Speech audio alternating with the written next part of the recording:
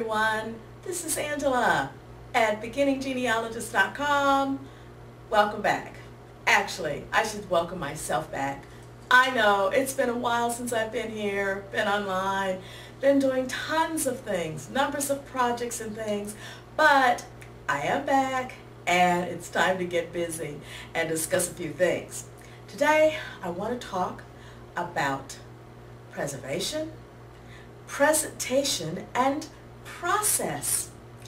Preservation, you've heard me talk about that before, making sure that the primary documents that you use are preserved well, that you make sure that when you have original documents, you have them, if they're touching any kind of paper, they're touching acid-free paper, that you're using archival quality sheet protectors, and that you're keeping your photographs certainly well protected from bright light and anything that would cause any kind of harm, whether through something that is acidic or bright lights or anything to cause any deterioration of your data.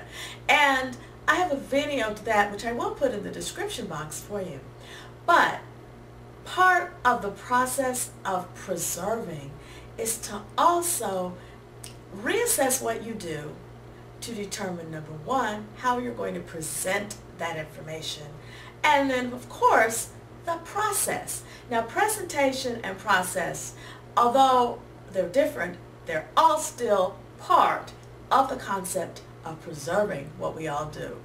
As genealogists, our job is to tell the family story. Well, yes, we preserve things, we preserve those artifacts, those documents, those photographs, but I hope you stop and realize that you want to make sure that the stories that you've been reading, the stories that you've been picking up have been shared with the family. I've researched at least 3 different lines of my family, and I've been very blessed. I've been able to go back pretty far with some of those lines. But most importantly, it's really, really critical that I share the stories that I have found. I was very lucky to give a presentation at a family reunion in 1996, and I was delighted last summer when visiting some of the same cousins in Nevada. I was asked by one of the people there, who was a teenager, when I told that story of our great Uncle Cephas, would I tell that story again. And I was very, very pleased to realize that that story was something that had stayed with her, and now she wanted to make sure that her own children heard that story. Well, how do you share your story? You know, it's beyond just presenting a chart with lots of names on it. And hopefully you're not just going to pass out pedigree charts or family group sheets, or sometimes rely on those family tree reports that some of the family tree programs create, because basically they can get a little bit dry, and it doesn't always teach the next generation those wonderful stories that really captivate us, stories of survival. If your parents or grandparents or great-grandparents came to this country from another place, that story of how they came, that's a story to pass on. If your ancestors were enslaved, how did freedom come? Have you researched those first days of freedom? Those are stories to tell. How did they survive during the dark days of the Jim Crow era? And how did they get through the time when everyone was being rationed during the period of the World War, both World War I and II? How did they survive? The years of the Great Depression. Lots of stories to tell. So the most important thing, of course, is presenting. And how do you present those stories? These days, we're very lucky. We have a lot of options. At one point, your only option was to sit down and write, pull out the pen and pad, and write the diary, write the journal. But you have a lot of options now available to you. We have the option of blogging our family history, and blogging is a fabulous way to share the story, share the link with family members, and you can make it as public or as private as you want it to be. I know other people who share their family history in a very different way, and I've dabbled in this a little bit myself. Individuals that I'm speaking of are people who like to scrapbook their story. They present certain documents, and They participate in the act of journaling. They're explaining what that document is about. Here's a record with a lot of names, and to the side is a tract that a person has written talking about the family, where they're living, the community where they're located, and directing the visitor to that book on what they should be looking at, where they should be casting their eye on that scrapbook page or on that particular document that's there. That's a wonderful way to share the stories. One of the things that's very important, and I realized from having conversations with other researchers as well, it's important to share what we find, and some of you know that I say that a lot on my podcast, but beyond that, share those stories. If we're talking about passing something to the next generation, it's not just talking about passing on your old papers, but it's passing on those stories of survival, of resistance, of initiative that a particularly interesting ancestor may have taken. Sharing those things that are amusing, stories about the old family homestead, the lifestyle, or a colorful ancestor as well. We all have stories of that nature, and this is what makes what you do worthwhile, and this is also going to ensure that things don't get thrown away, certainly by the next generation. So keep in mind that desire to present.